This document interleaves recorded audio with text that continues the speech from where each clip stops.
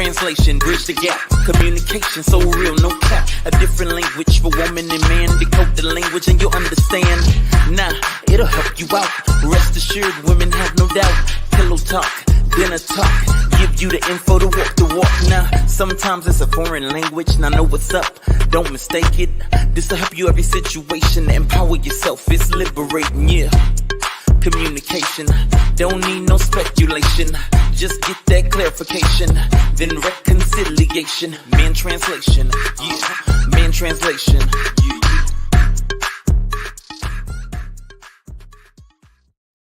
Welcome. Hello, everyone. Welcome to Man Translation, where we bridge the gap of communication between men and women. Yes, and we talk about all kind of stuff here, but we talk about things that really affect our culture, so that we can really build a stronger community among us. So we come here. I'm Sky C. This is Dante V, our communication and relationship strategist, because a strategy is a plan, it's a blueprint, it's an answer, it's a way to get out. People are stuck in situations and they do not know how to get out. And so we come and we share our own experiences. Everything we share, I only talk about what I know about. I don't talk about what I don't know about. And so today we're going to be talking about the dark side of reactive abuse in relationships. And it's basically based on when you are in a toxic relationship for a long period of time, the effect that it has upon you.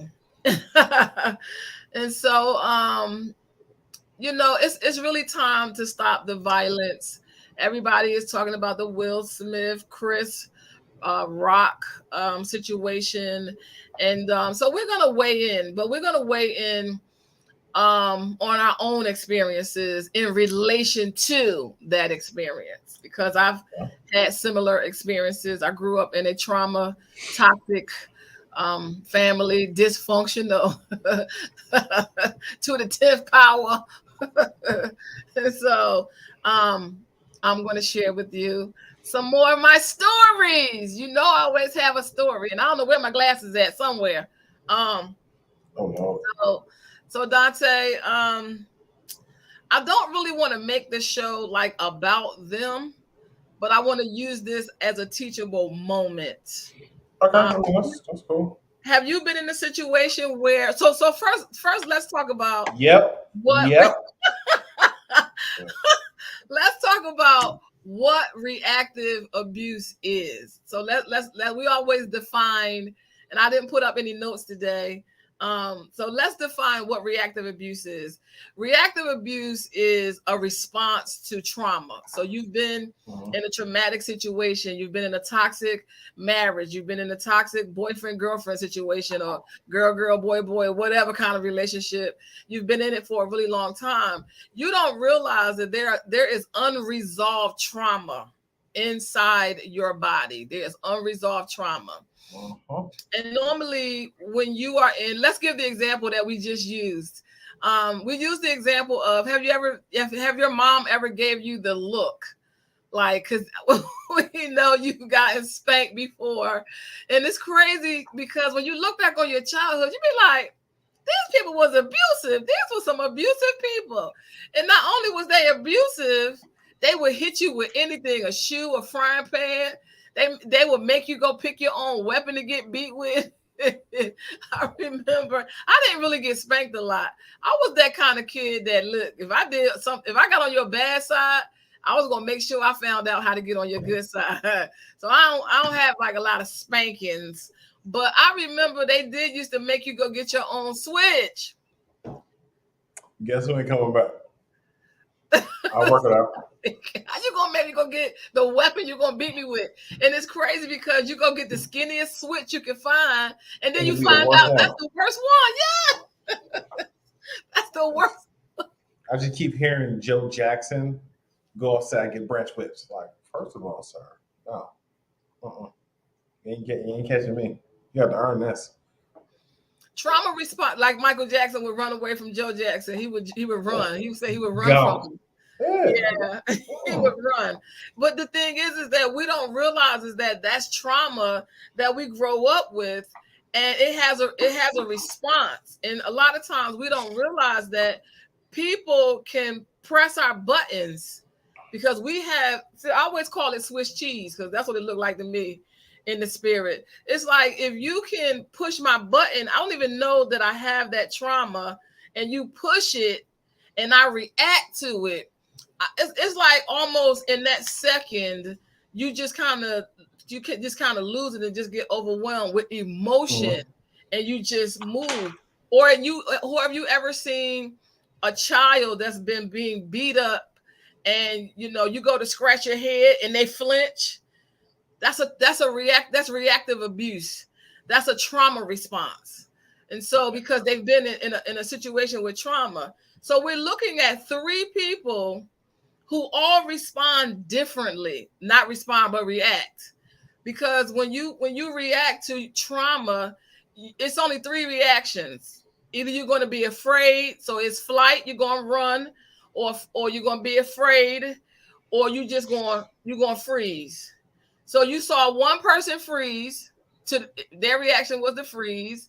You saw another person's reaction, and I'm sure if the wife could have ran, I'm sure she would have, because I think that was a very uncomfortable place to be in. Like, what do you do, in a situation? But so you saw the trauma response, you saw the reaction. And the reason I wanted to use it as a teachable moment is because 80% of communication is cues.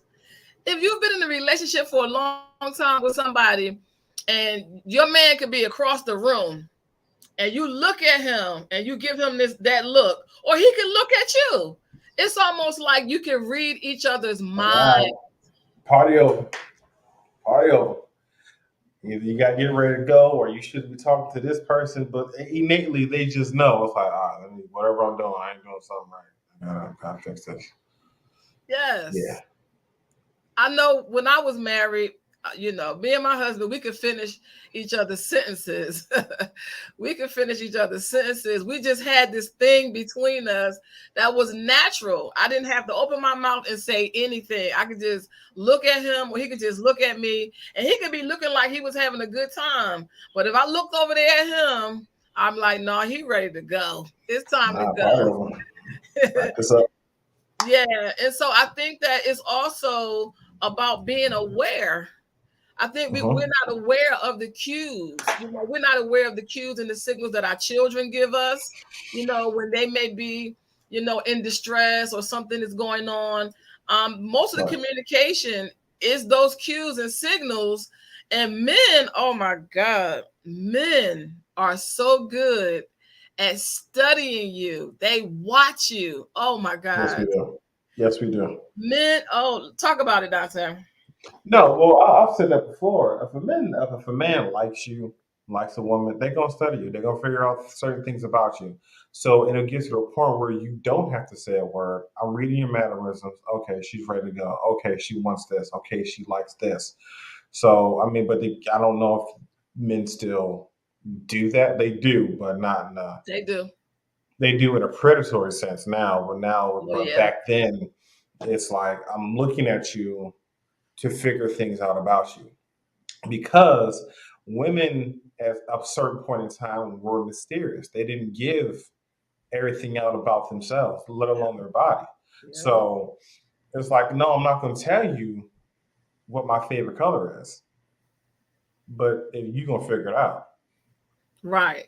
I'm not going to tell you certain things about me. You're going to have to figure out. Now it's like, hey, I'm just ask you a bunch of questions and get everything up front. Like, no, I'm gonna watch you. No, you don't like to do this on certain days, but you like to do it on this day. Or she likes plants, or she doesn't like plants, or she loves to go out to eat, but she also likes to cook on certain, like, figuring out a person so they don't have to say anything is like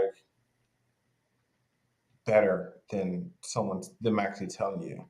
But I don't think women know that. I don't think women know that men study them. I don't think that Men study you before they even approach you. When they approach Yes. you and talk to you, they done already studied you. They done already watched you. Yep. They done already got information about you, and they feel confident enough that they know enough. They've watched you enough. They've watched you long enough that now they can approach you. Men don't just approach you. They watch you, especially if you like on a job and y'all work together and stuff like that. Oh, don't think they're Oh, not watching. They're oh, watching. you talking about the work husband, the work wife. I think those are the most, especially if you in a relationship, those people are the most dangerous because they spend more time with your significant other than you do.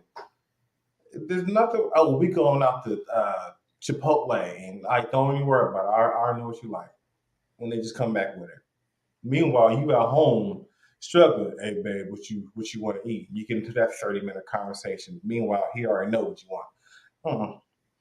Yeah. That work husband, work And wife.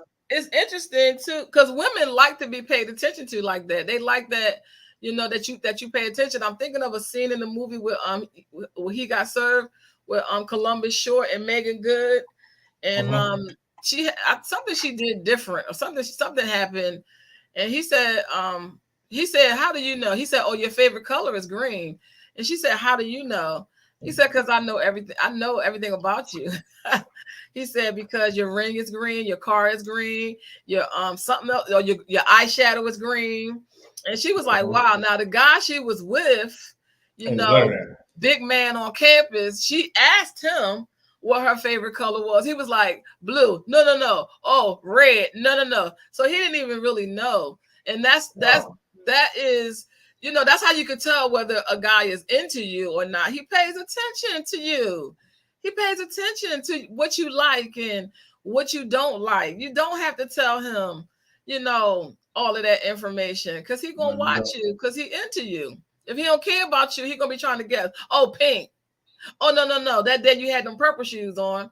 You're just looking at him like, all right, next. Yeah. So I think that we need to understand that, communication, you have cues in relationships, cues, whether it's mother and daughter, son, or whatever. For me growing up, I had to read my mom to see, okay, there's a trip coming up in school. I got to make sure she in a good mood so she could sign the paper. She ain't never signed the paper, y'all. She always was saying no. I had to end up forging her signature because she ain't never signed the paper, because she ain't never had no money to pay for no trips. So she ain't never signed the paper. So I had to forge her signature, get money from my grandmother or my sister or my aunt or uncle, and then forge the thing and make up some story and go on a trip. To get on a trip. Other than that, I would never. And see, when I was growing up, the people that didn't go on the trip, they had to go and sit in the classroom with the other people that, because you went on trips according to the classroom. And so everybody knew, oh, she didn't go on the trip because your mom ain't got no money. Your mom ain't got no money either. Shut up. No. But it was like I ain't gonna say no. One particular time. It was a humiliation. This is my fault. This is my fault. This is my fault because kids will spring stuff on the parents at the last moment. That too. Yeah. And I did that. And whatever happened, money was tight. I couldn't go on the trip. Don't know where we was going. But I remember because it was our grade. So I didn't get a chance to go, and you had to sit in that classroom, but I had to go. You must have been over there with Chuck because you went on all the trips with me. Because I knew what it was definitely like. Was in North Philly. Definitely was in North Philly. I don't know. Yes. And y'all were, I don't know what that was at that time. Like y'all were together, not together, but whatever. And I had to go in there with the special needs kids, and I don't know how I felt about that. You probably did tell us at the last minute. No, it was definitely last minute. That sounds like the last minute, because I believe in children going on trips and stuff, because I know how humiliating it was to have to go sit in there with another classroom and it's not your classroom. Because most of the time, the people that you in the classroom with, you've been with them since you were in kindergarten. In second grade, y'all in the same class, third grade, all the way through high school, y'all graduate together. and everything. But yeah, I really want to use this as a teachable moment so people can understand what reactive abuse is and what and it's based on trauma bonding. It's when you bond with somebody based on your traumas. And your traumas are your weaknesses. You can't build a relationship on weaknesses. Talk about it, Dante. No, you can't build off weaknesses because again, those weaknesses aren't going to build a strong enough foundation for y'all to build off of. Because the moment one person begins to heal from those traumas, that bond is going to break. Yeah. Now they're sitting back looking like, how did we get into this again? Like you need therapy. And everything from that point is just going to begin to crumble because again, it was built off a faulty foundation anyway. But everybody is talking about it from a surface level. We can't really talk about it from a surface level because we're not in that relationship. We can only talk about it from knowing about trauma and knowing in our own lives. You know, I remember in my relationship when my marriage was falling apart, at just when it gets to the place of crumbling, all kind of toxicity come to the surface. It just starts to bubble up. It's almost like Pandora's box. It's almost like one thing causes another thing, And I remember by this time I had found out about the infidelity, and they were threatening to kick him out the military, so they wanted him to go to therapy. And so the lady told him, she's going to want to ask questions, because you guys been together since teenagers, and she's going to want to know certain things about, the affair and this and that or whatever. And I remember, they always give you homework. And I remember coming home, we were sitting on the couch, and I asked him a question. I don't remember what the question was, but it caused a reactive response, and I backhanded him. I had a ring on my finger.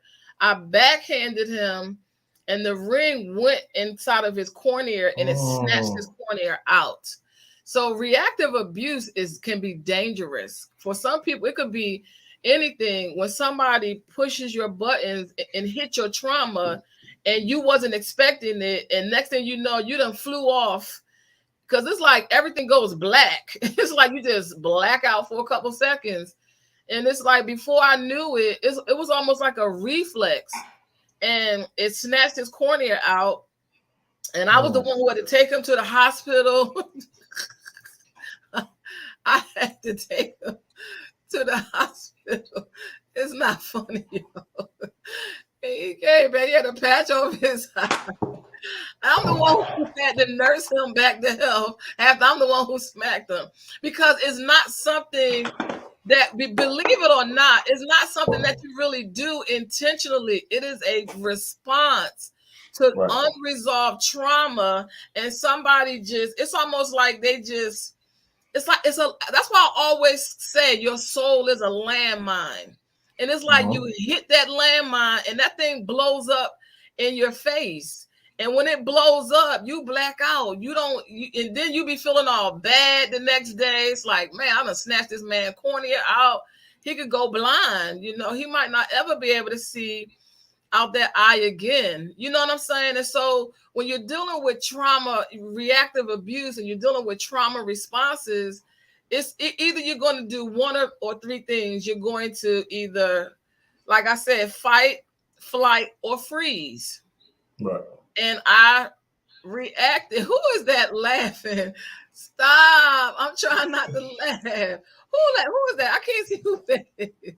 Why y'all acting up today? Now we trying to be good. Put it right here. Girl. Okay. Thank you. She giving me my drink. She's out. Dante, who is that laughing? Wait, who is this? That's Miss Brandy Watson. Miss Watson, you gotta be nice. We gotta be nice. We gotta stop the violence. Yes. I don't know about that part. Because this is what causes people to get killed. And then when they be sitting in the police office and be like, why did you stab him 235 times? It's because you hit a landmine in my soul. You hit something that I didn't even know was there. I didn't even know it was there. And that's why we have to deal with our unresolved issues. And you got 3 people. Who is this on here acting up? People be pushing too many buttons. Sometimes you got to touch them. Hey, listen, I'm okay. See, I'm gonna say this, and you might agree, you might disagree, but didn't Jesus flip a table? But it wasn't as a result of a trauma response. It wasn't reactive. But it was still reactive. It was righteous indignation. Don't bring Jesus into this, Dante. That's what we're gonna call it. Righteous indignation. It was righteous indignation. That's what we're gonna use that one. I'm gonna go. People do be pushing your buttons. They do. Yes, they do. Because you know what? When people push your buttons, normally the person that gets in trouble is you. You're the one it causes you to sabotage you. You sabotage yourself because you're not dealing with the stuff that's inside of you. You know what I'm saying? And so it's like he reacted. And that's why once you heal, you're not going to react anymore. You're just going to respond. You're going to be like Denzel, just fall back and be like, don't let the devil get you. You know what I'm saying? But up until you get your healing, you're going to be, and people will push your buttons. Yes, they will. Because when you're in a toxic relationship and they push your buttons, it's called gaslighting. See, told you she crazy. See, look at her running, snatching antennas off cars, barefooted, running cars down like OJ. Look at her.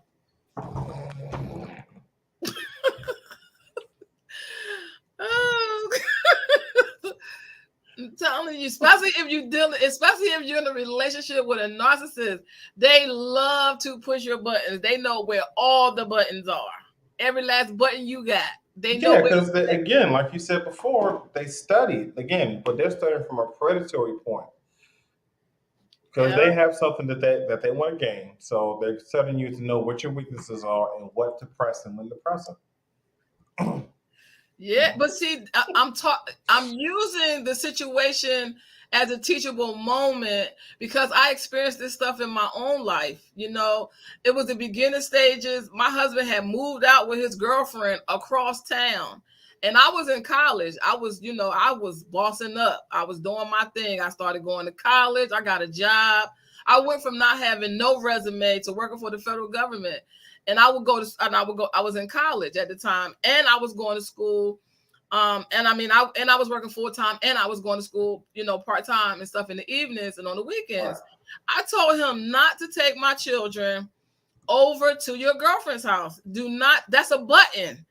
And so I get home, and my children. First of all, you're supposed to come pick me up. That's number one. And he didn't come pick me up.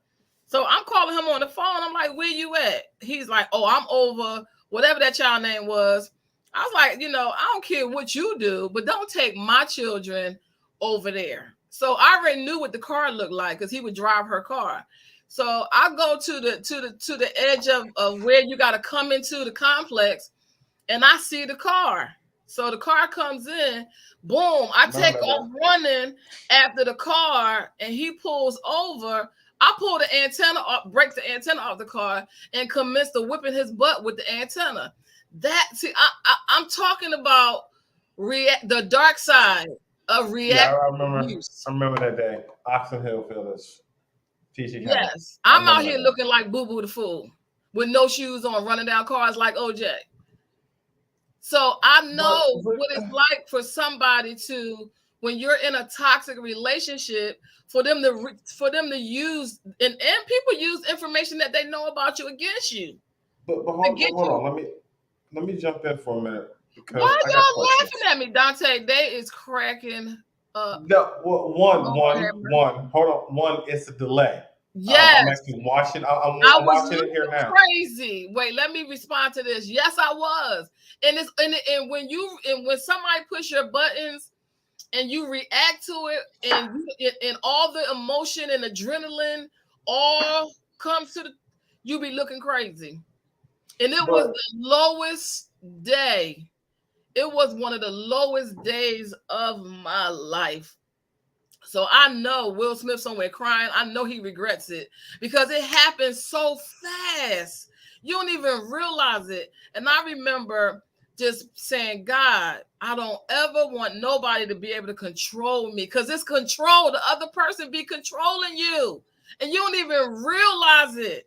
I was like, God, I don't ever want to humiliate myself like this again. I'm out here barefooted running down cars. Again, I got to jump in. I never asked you this question, and I know this happened when I was in elementary school. I was young, so this was like years You were ago. 7. Your brother was 9. You were 7. Right. So this was back when cell phones weren't a thing. Pagers were out there. It was house phones and pay phones. How did you know to go out? Like, how did you know where the car was going to be at? Because it's only one way to get in the complex.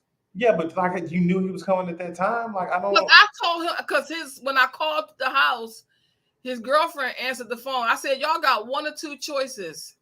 Either you can bring me my children or I'm coming where you at. You don't want me to come to your house.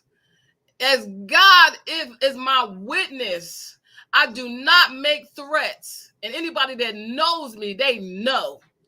If she say she coming and I ain't coming with nobody, I'm coming. If I got to burn this down and take it apart brick by brick, I'm coming. Either I'm coming over there or you better tell him to bring my children home. Guess which one they choose? You was just barefooted, just. So I waited. Yes, I did heal. Yes. She said, I'm glad you healed, Queen. That Will and Jada situation is why I don't know how to take that one. They different because they've been they so messed up. Both of them are broken. They so broken. They be pushing each other's buttons on a regular. And when you're dealing with somebody that is narcissistic and they both are narcissistic, that's straight a disaster. And narcissistic people, because they are stuck at the age of their trauma, they're petty. So they both childish. They both are very childish. So you're dealing with a person that is an adult in an adult body, but they are probably whatever. Like Jada was molested by her grandmother, even though she won't admit it.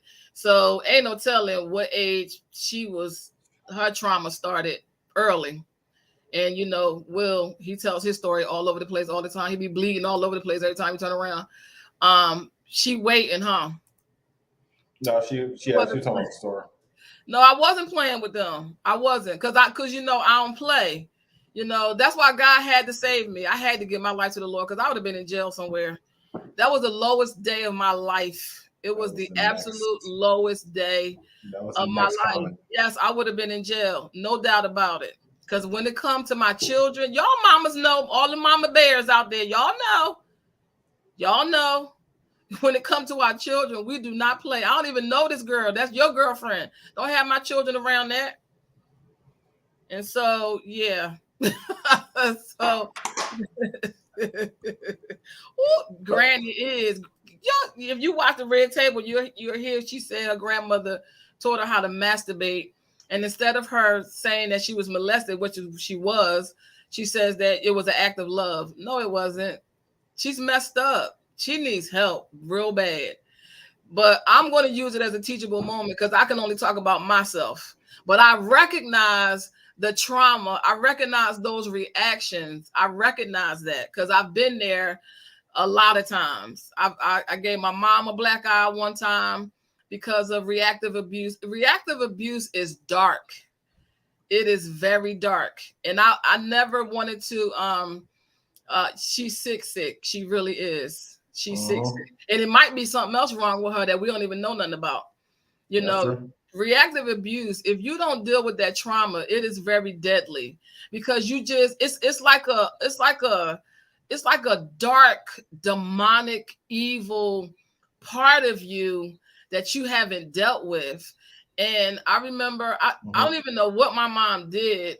I wasn't even planning on telling this story, but I think I was pregnant with my first son, and she was trying to fight me while I was pregnant. She was trying to make me lose my baby. So she was trying to, punch me in my stomach, and I was just trying to just get away from her. And then out of nowhere, I just backhanded her and I gave her a black eye. So she threw all my clothes and stuff out the window. And I didn't even know she had a black eye. My friend said she said your mom threw all your clothes out the window, and she bought me my clothes. And she said you gave your mom a black eye. Your mom got a black eye. And it's the same thing when I threw the hot water on her boyfriend. All of this is reactive abuse. All of this is when you grow up in trauma. All of this is when you are broken. All of this is you can kill somebody in a split second and then come back to yourself and don't even realize what you did. That's how quick this stuff is. 1 minute you doing one thing, the next minute you throwing hot water on somebody and they running around hollering, burn, 3rd-degree burns, their skin falling off, and you went back to going cooking your breakfast that you was cooking like you ain't did nothing. Reactive abuse is dark. It is very dark, because we in the African American community, we're not dealing with our traumas. We're not dealing with this stuff, and we're passing it down to our children. You think this stuff goes away? It does not go away. No, it does not. Again, it's that hidden button that when something happens and then it gets pressed, and it's like, well, where did this come from? Because it's something that you tucked away that you didn't deal with. And we're not dealing with all the rape and the molestation that's happening in our families. We're not dealing with, we are, one of the things that I want to really do is, because when I watch this young man, fall off this ride, and I watched him sit there and just talk to his friend and say, something don't feel right, tell my mom and dad if I don't make it. But my thing is that when you're in a situation where you are growing up in trauma, every day is toxic. Every day is dysfunction. It takes your voice away. It muzzles you. And I'm sitting here and I'm saying, yes, they should have checked it. Yes, they should have did this. But what is it that took that young man's voice away from him, that he did not speak up for himself? He just sat there. I don't know. He just sat there. A couple different things, for real. That's the part that's sad. We are not allowing our children to have a voice. One of the things that saved me from getting raped and molested growing up as a child was my voice. It was my voice. My mother would take my voice from me because I grew up in the time that said children are to be seen and not heard. I grew up in that era. But my grandmother said, if somebody touch you in a place they ain't supposed to touch you, and if they come, she had a whole list of stuff. You come and tell me, you better come and tell me, your uncle or your aunt. You come and tell. Now, all that other stuff going on, you ain't got to say nothing about that. But if anybody try to touch you in any way, shape, form, I don't care. You open up your mouth. We don't empower our children to speak up. They're so intimidated by peer pressure. They worry about what their friends are going to say, to the point of their own detriment. It was very sad. It was very sad. He knew something was wrong. He told his friend. But we have taken their voice away, because why? We react to everything. Remember I shared with y'all that y'all are in your feelings, but your feelings are fickle. Your feelings are unstable. You cannot live your life and make decisions out of your feelings. No, you cannot. So men can't handle all of them feelings. They can't handle that. Y'all be like, oh, Will is it this and he's it that. Men cannot handle all your emotion. Talk about it, Dante. No, because again, I often have this talk I think the ultimate confusion is when a woman cries. What do you do? Like Mm. men, just do you feed it? Do you hug it? Like what is happening here? So when the whole will thing happened, everyone was saying, well, he was laughing. Yeah, he was. Then he looked over and saw that his wife wasn't pleased. What do you do with that? So he did what he thought was he needed to do in that time. He reacted. He reacted. And if he just would have did a little bit more thought, I think again, in that situation, for me, although I can't talk about what I would do in a situation because like you said, feelings are fickle. I could have went up there and gave him slap fire out of him. But I think if Will would have went up there and just pulled him to the side in front of everybody and said, "Hey, listen, certain things are off limits. We ain't gonna do that, and I need you to apologize because It that's don't. not It gonna don't. fly." That's not how it works. It doesn't work that way. It's like it's an invisible button Oh no, that is I know. pushed on the inside of you, and you don't even you don't even know that you're gonna react to it. We don't know what goes on behind closed doors in their home. We have no idea. So we don't know what's happening and what's going on.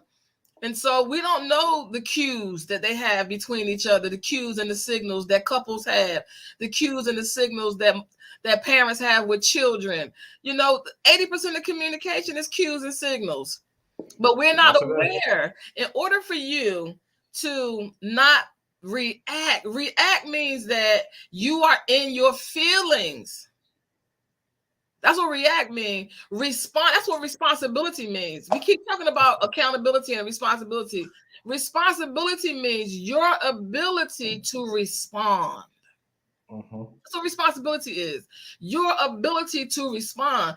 Before you can respond, you got to assess.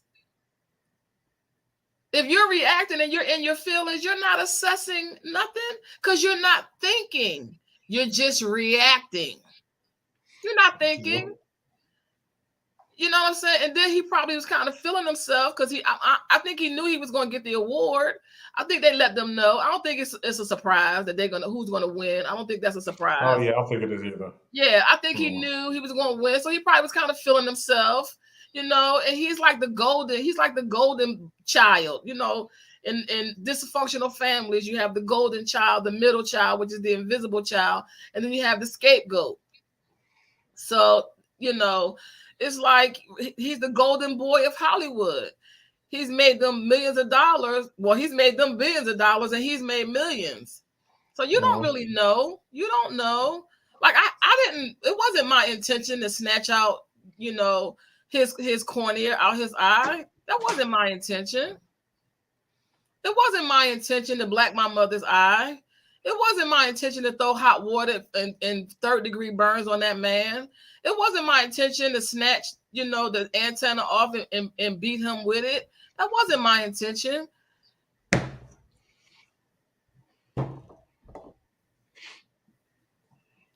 Did you boil the water first? Like you waited a little bit? It was my Saturday morning routine. I would get up and, watch my little horror shows that came on. I would make my grits and fish and grits. I was making fish and grits, and you That put a was a little salt, lawless. you put a little salt in the water so the water can boil quicker before you put the grits in it. And he was messing with my mom. He wasn't bothering me. And my grandmother, she, when I had to talk to my grandmother, she asked me, like, why did you throw the water on him? Was he bothering you? And I said, no, he wasn't bothering me, but he was bothering mommy. And we only had one television in the house. I'm trying to hear my show get ready to come on in like 20 minutes, yo. She told you to get out. Like, you can't come in. Listen, I got like 15 more minutes for my show get ready to come on. Like, you is disturbing my whole routine on Saturday. She told you. And for real, as I'm thinking about it, which I haven't thought about it in a long time, really, my mom, it was a cue. Because my mom was like, her nerves was real bad. She used to pop pills for her nerves. And I could see that she was breaking down. Like he was like, she was starting to, break down. So it's always a cue because it's like a gun. It's like a gun. It's like somebody pulled the trigger. So what was the trigger? Chris Rock's mouth. His mouth. He pulled the trigger.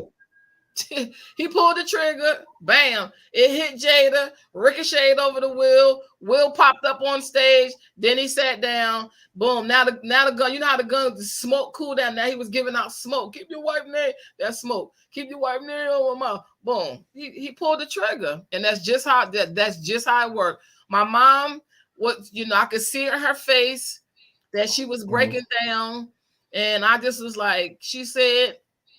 And it was so, I threw it over my back. I didn't even throw him frontal. I threw it over my back and went back over and put more water in the thing and started to make the grits start from the beginning. And I'm looking at my watch and I'm saying, okay, I got 5 minutes to make these grits. Sit down. My show get ready to come on while he running around the house talking about he give him some cold water. If you don't go in the hallway and wriggle around on the floor out there, because 3 more minutes, my show get ready to come on. So now everybody is like, oh my God, she crazy. And everybody's like, why did you burn that man? And it's like, reactive abuse is dark. It is. What show was this? Columbo? It is. No, it was. If I tell you what it was, then everybody gonna know how old I am. All right, because we know that women, once they get to a certain age, they stay there. All right, so I get it. No, it wasn't Columbo. It was a double feature matinee horror that will come on every Saturday.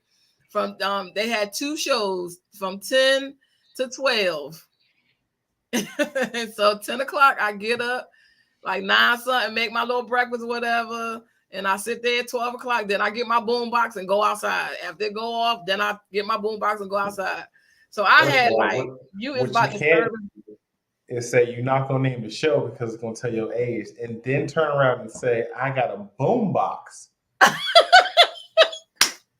gonna go outside. Mama, what? Everybody don't know what a boom box is though. But they gonna look it up. See you out there, Radio Raheem. I need C batteries. C batteries. C batteries. It also had a plug too. Yeah, we're gonna leave that alone. The point that I'm making is we need to get healed.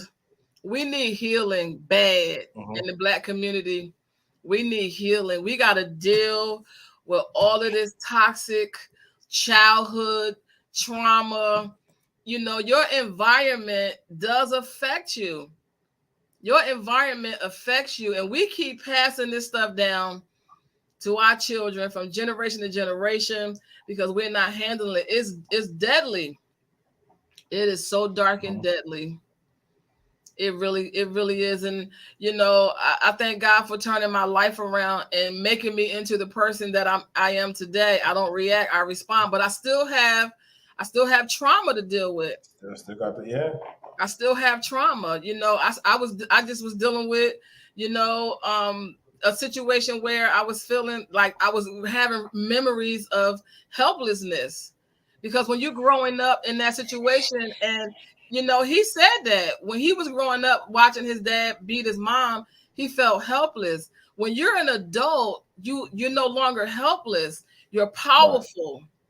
And you can do something about your situation. When you're growing up in trauma and you're seeing all this dysfunction and people are fighting and grown people acting like children, and you're helpless. You don't feel like you can do anything. And you never know when something's going to pop off, because I always say your soul is a landmine.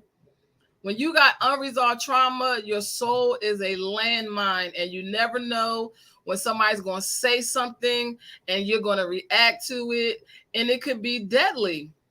It's deadly sometimes. Sometimes knives are involved. Sometimes guns are involved, not just antennas and throwing hot water on people. It could be way worse. It could be way worse than that. Dante, why is y'all laughing at me all the time? I don't know. I mean, I remember the day. I don't remember the full detail.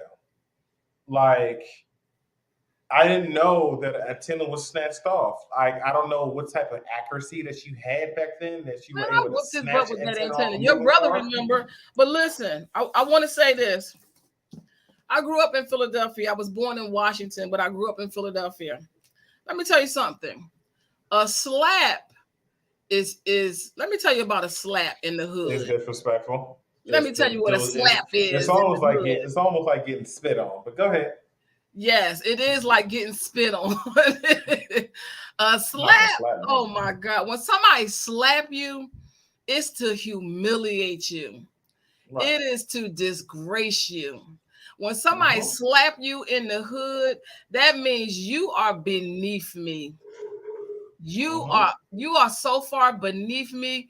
You don't even deserve. Cause see, a slap, when somebody slap you, it kind of sends you into shock. Cause you're not expecting for somebody to smack you. You know, somebody might hit you, punch you, something like that.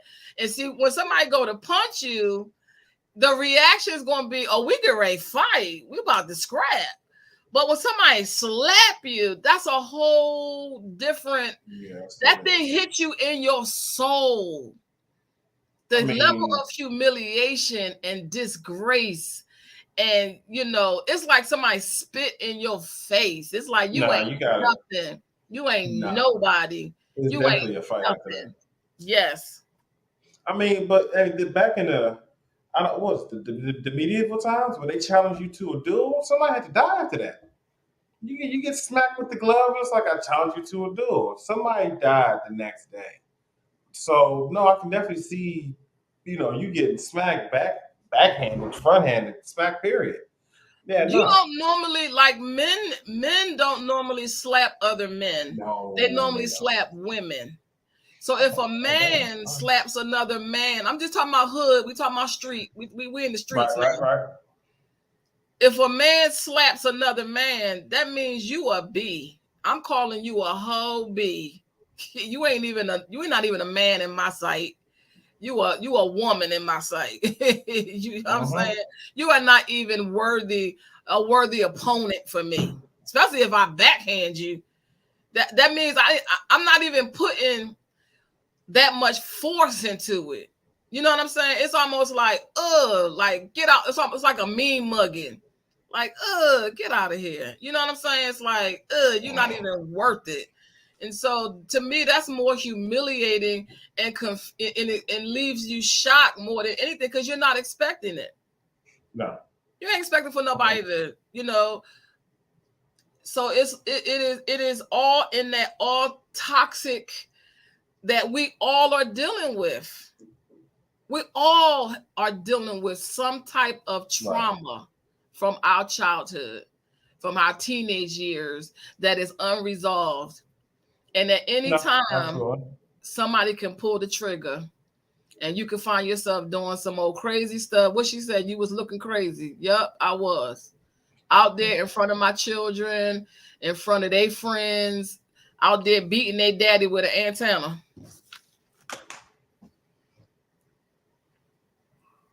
It's not funny.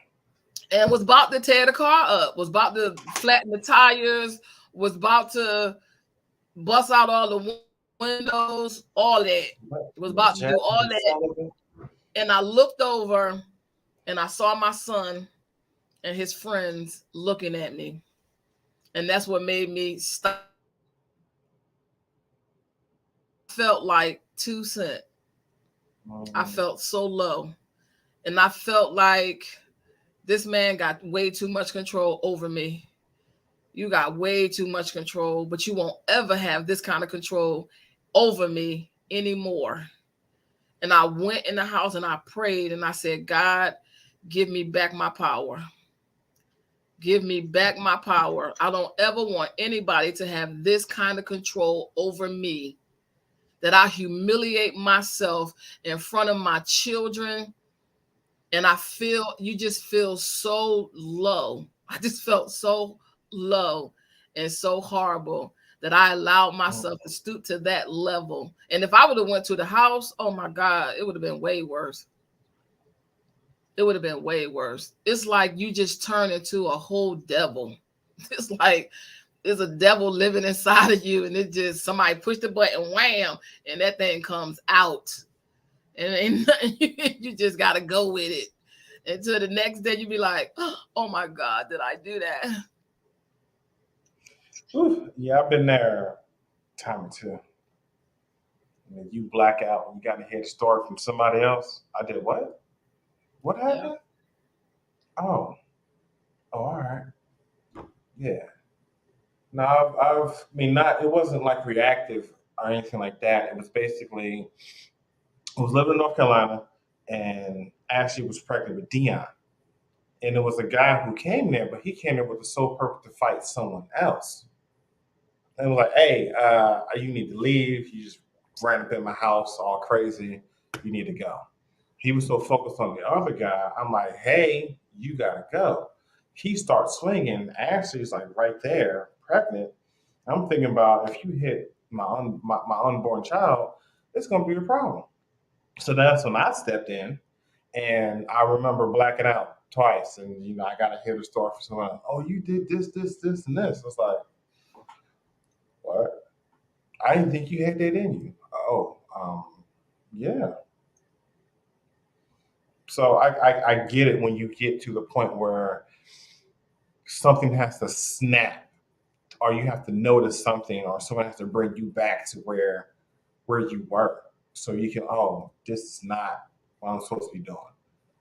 Right. This ain't it. But it's a result of just taking in so much trauma, like just dealing with so many traumatic, situations, and you don't Mhm. realize that it is becoming a part of who you are. It's becoming a part of you. And then you grow up, and then you get into these same types of toxic relationships because you're now attracting these type of people, the same type of people into your life. The same thing, the same thing you didn't want to be, you end up being, or you end up doing. Whew, Lord, I've been there too.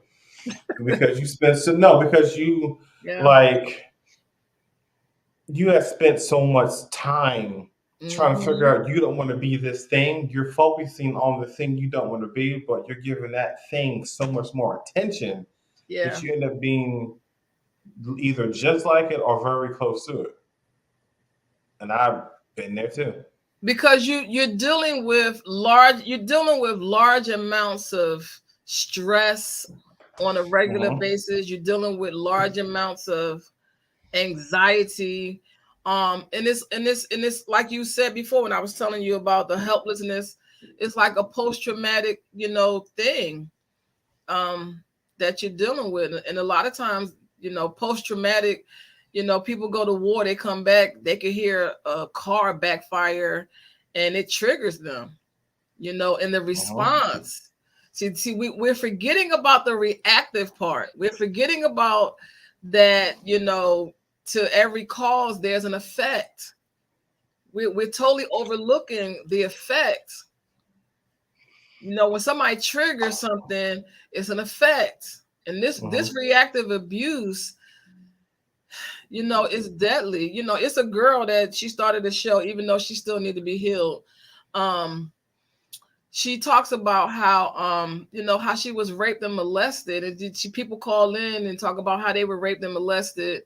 It is just something that the Black community does not deal with. They do not deal with their molestation. They do not deal with it. And until we start facing this stuff and dealing with it, going to therapy and getting deliverance from it, we're going to continue to be at the bottom, because this I call it debris. It has to Hmm. move out the way. Business is about relationships. It's going to interfere with your business relationships, your family relationships, your intrapersonal relationship. That's your relationship with yourself. Your Hmm. interpersonal relationships. That's your relationships with other people. This stuff has to be dealt with, or we're not going to know how to. And none of us going to be taking responsibility, because ain't none of us going to be responding. We all going to be reacting. We got to deal with this stuff, or it's going to be more, more outbursts or whatever. It's going to be more Hmm. than just a slap. That's a mild thing. That's mild. Slap somebody. That's mild. I would just say, you know, he did it at the wrong place at the wrong time. Absolutely. But You gotta that's take that man backstage. you don't care. That don't have nothing to do with it. You're reacting. That's just like if you start a fire, like the fire, like I'm starting now. I'm just gonna keep on going. No, once you set that thing in motion, boom, that's it. You don't care where you at. You don't have nothing And to do now with we it. have forest fires. That don't have anything to do with it. It doesn't. It does not. And we also have to stop taking digs at each other. He couldn't find nobody else to talk about. I mean, Chris had been talking about Jada for years. That wasn't the first show that he did that to and or about, which is why I think that that's like had a little bit more to it. But not only that, so he not even that. He also been talking about Black women and their hair, and he did a whole documentary on hair and why we do to our hair what we do. Like, we gotta stop pandering for white America. That's another component that's in it. You know what I'm saying? You got to stop pandering for white America. You caught in between pleasing white America and pleasing the person that you're in a relationship with, that you got to go home with every single solitary day. That's stressful. That's a lot of stress. And it's a lot of pressure. Yeah. Especially if you really do your research on that Oscar, it was taken from Africa. It's based on a little I don't know what you want to call it, statue, a little statue from Africa. That's where they got it from. And that's the thing, they take our culture and then they sell it back to us and we buy into it. It's time to divest up out of all of that because they don't have our best interests at heart. And this is not about racism. This is about how you see things, and I don't want to just feed into your perspective of how you see things. Right. If that's how you feel about me, cool. I ain't got to deal with you. I don't feed into racism. That's what you think. That's how you feel. That's on you. If we would stop buying into it, they wouldn't have control over us. They wouldn't have power over us. Okay? Right. Tyler Perry got his own studio. I'm sure Will could buy his own studio. Pretty sure he could too. Get your own studio. Okay? So it's like, and then we don't have loyalty to each other. We ain't got no problem throwing each other under the bus. Will Packer on there talking about, yeah, the police was there. Will, be quiet, Will. Hush. Hush up. Just be quiet. We have no loyalty to each other. None. We don't stick by each other at all because why? That's part of the trauma. Right. That's part of the trauma that's been passed down that we're not dealing with. And nobody is suffering but us. Only we are. We're sabotaging our own families. We're sabotaging our own culture. We're sabotaging our own legacies and all of that. I keep telling y'all, the generational wealth is in your DNA. It's encoded. But you're passing down all this other stuff, and you got to move all that debris out of the way so that the real you can come through. The real you is not flesh. The real you is spirit.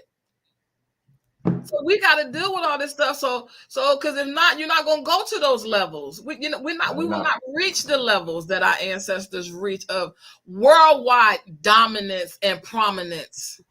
Yeah, you got to get on the same page. Global. You got to get on the same page. Yep, international prominence in every area, in the drama, the arts, the sciences. Every area you could think of, we were dominating and number one. Until we started worshiping the creation instead of the creator. And so we gotta look at these moments, because this is not about Will and Jada. This is about a culture of people. That was just a teachable moment. That should make us examine ourselves, because we got to deal with the traumas. And when you think it's all gone, here comes something else. Because every time you deal with or you purge that, you go to the next level. You go to the next level. You can't get to the next level with all that junk on the inside of you. You know, dealing with parents that don't know how to parent. Our parents didn't know how to parent. When I had children, I just went to the library and got books and read them.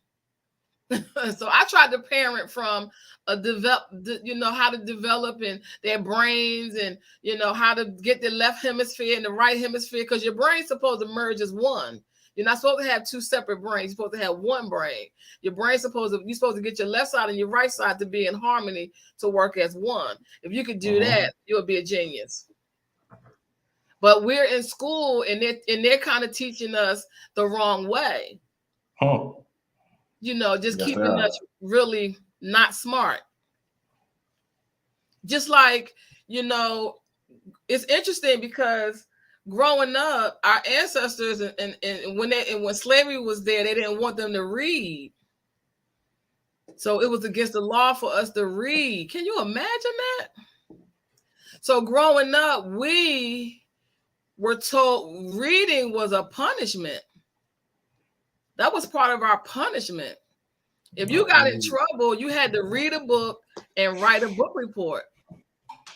But white America, for them, that was a everyday of life. That's why readers are leaders, and that's why to this day we don't want to read.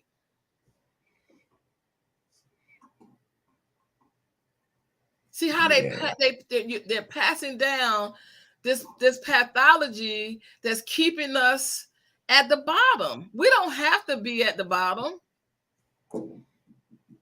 We don't.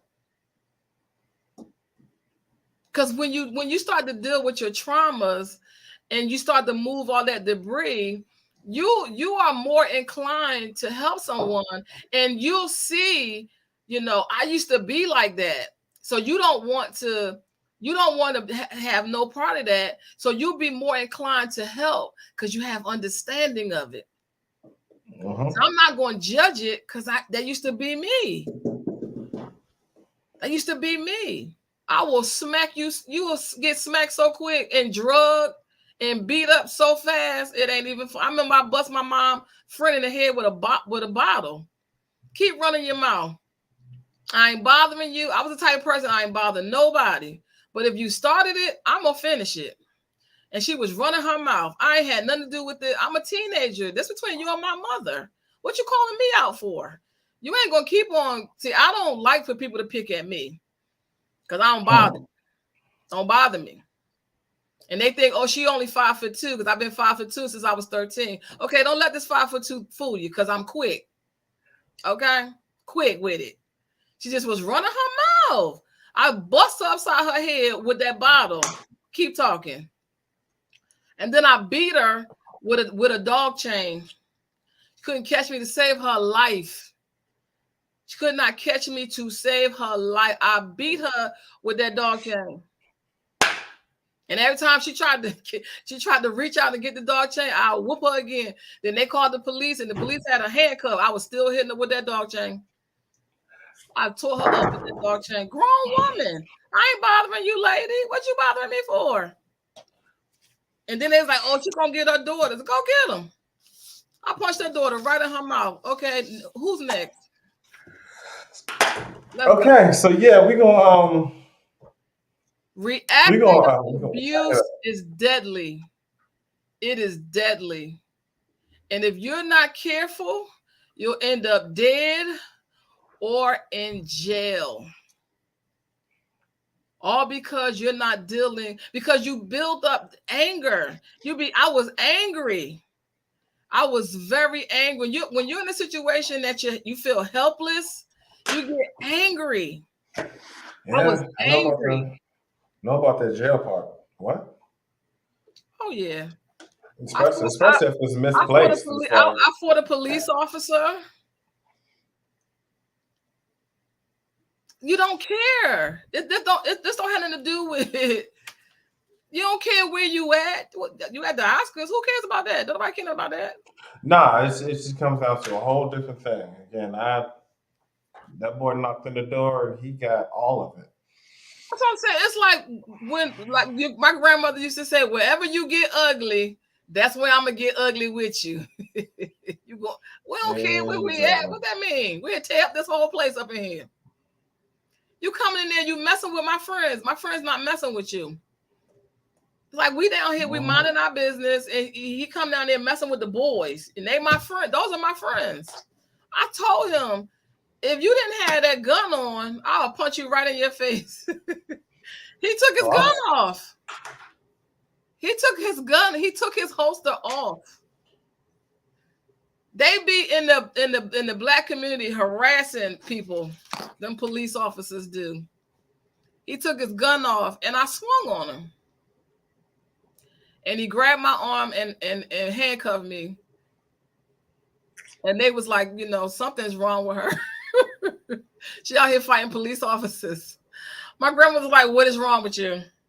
My grandmother was the only person that could talk to me. She's the only person that could talk any sense into me. She's the only person that could calm me down.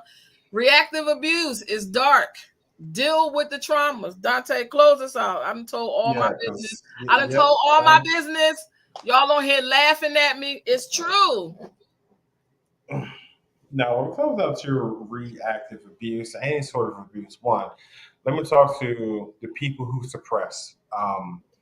Because that's a lot of stuff with that. What it comes from is that you've been suppressing people talking about you. You've been suppressing your feelings because you possibly can't talk to anyone. You got to let that out. You have to let that out because it'll be the smallest thing, that feather, that straw, and then you blow up. And it can be misguided anger. It can be, this is the person that's here in front of me. They're gonna get it. You have to let that out.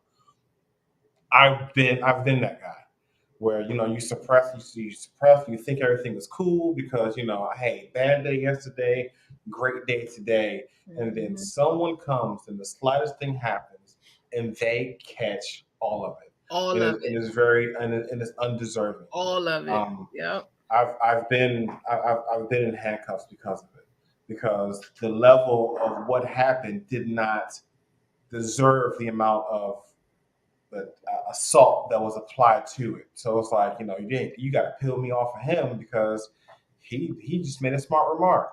Not today, you not. So that has to get dealt with. Childhood traumas that you don't think exist, because again, you feel as though you're older now and that's behind you. It's probably not. And sometimes talking about it isn't enough. You have to go in depth. You got to just uncover certain things and okay, here you got to dissect it and then get rid of it. But it has to be dealt with. You keep tucking and sweeping it under the rug. Eventually, that rug will get lumpy. You're gonna have to peel it back and actually get rid of the stuff that's there. Well, what normally happens is they normally take it out on the children. It gets passed down. It gets passed down to the children. That's normally what happens. It gets passed down to the children. Yeah, nah. And that's something that, of course, you don't want, because you don't want to see the evil side of you or the bad parts of you in your children. That's going to be even worse because you have a mini you running around at an age where you was just destructive. I mean, the majority of us have been there. We've gone through it. But get those things dealt with. Begin the process of repairing you. Just because you're driving down the street in your car and you hear your car making a noise that it ain't supposed to make, and you turn the radio up thinking that it's going to go away, it's just going to get worse. You just don't hear it. You're not dealing with it. Pay attention to your triggers. Yeah. And if you got to write it down, write your triggers down. Your triggers are trying to tell you what's wrong.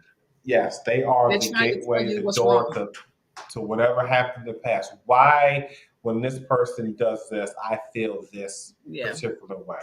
Mm-hmm. And actually go in depth just to say, well, because I don't like that. Well, why? Mm-hmm. Self-diagnose yourself, but actually be honest with yourself, because you saying you're okay, you're fine, but yeah, you over there in the corner and your eye twitching. No, you gotta fix you. You gotta fix you before you start dealing with other people, even if it's a friendship, bypass, whatever. This is how we strengthen our communities, you know. This is how we do it. We do it, you know, just one healing at a time, one situation at a time. You know, that rug is getting lumpy.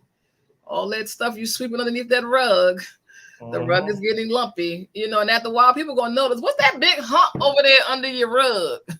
And you like nothing and just step over it. No, fix it. Fix it. If other people are definitely noticing it and it's different people, fix it. Yeah. That's it.